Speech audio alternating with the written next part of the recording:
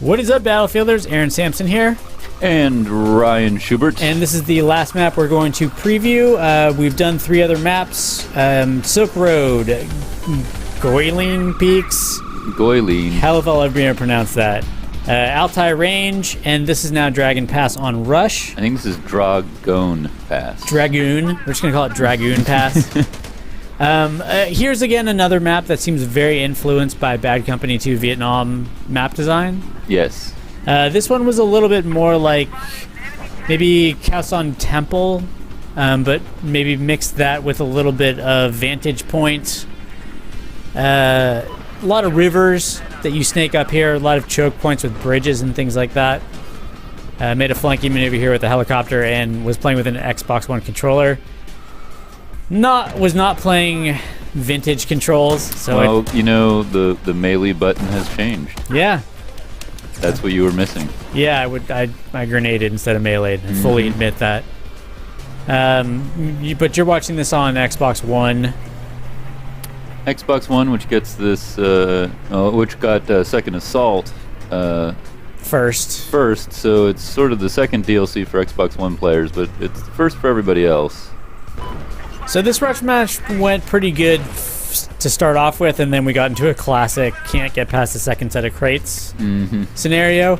But I'm excited to try a lot of different tactics on this map, particularly because there's 2 new pieces of equipment in China Rising. The one I'm most excited about, they're bringing back the combat UAV but it's for the support class. It's not like... Interesting. It used to be a station in Bad Company, and now the support class just has it. So I'm really intrigued by that. Here's a quick screenshot of what that looked like in the menu. Unfortunately, we didn't actually get a chance to play with it in this preview event, but we will definitely bring that to you once China Rising drops.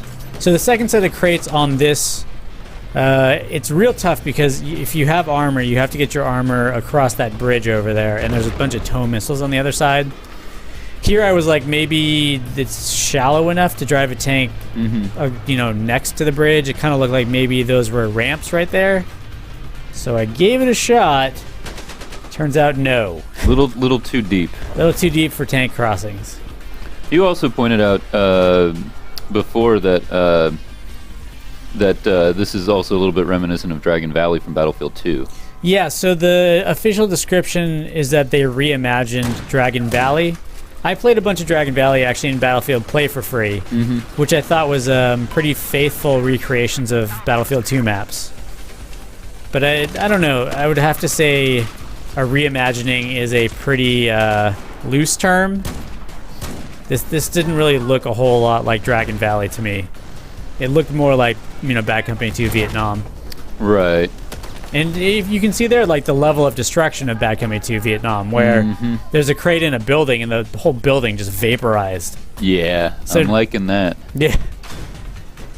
So I tried another tactic here, went up on the ridge line in the back and tried to do tank support for my team. There's actually 3 tow launchers, I think, right up front there. They might have to, I don't know. I'll have to play a bunch more matches on here. I found the tow launchers I count 2 right now. Yeah, then you'll see 1 firing off to the right there in a second.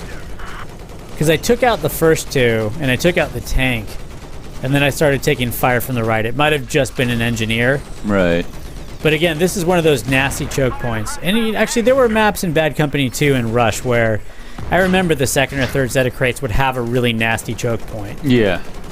So this is where, if I had been smarter, I would have actually gone over to the new combat UAV.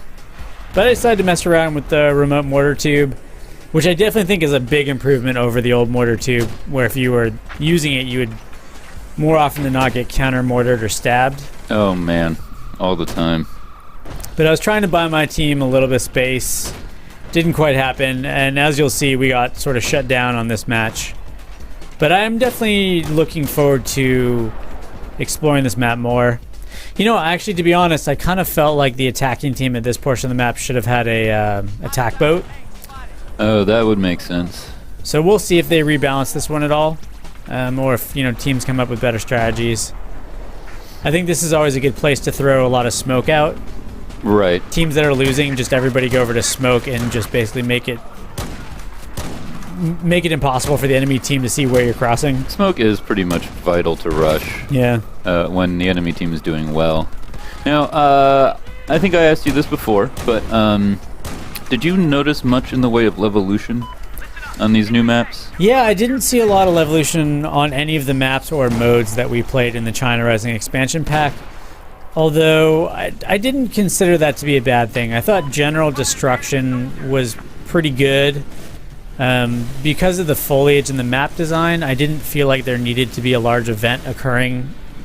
I did not see Conquest on all these maps, so it's possible that there's something that happens. Right, there's, more map to be seen. But, you and I, and, we've done pieces on this already. Laguna Presa. Yeah, there you go. There we go, finally. Good look up with the Googles. No, I did that with my brain. And my brain also provided screenshots and objective placement. But I didn't feel like these maps needed levolution. Levolutions had very mixed results on the core maps. Right. And so I would rather them not have it on these maps and just have good map design and have good jungle map design than shoehorn it in. Right. So that was a look at Dragon Pass, a reimagining of Dragon Valley from Battlefield 2. Be sure to check out all of our other coverage of China Rising, including our preview of Silk Road, Guilin Peaks, Guilin, and Altai Range. Thanks for joining us, and we'll see you all out on the battlefield. Oh yeah.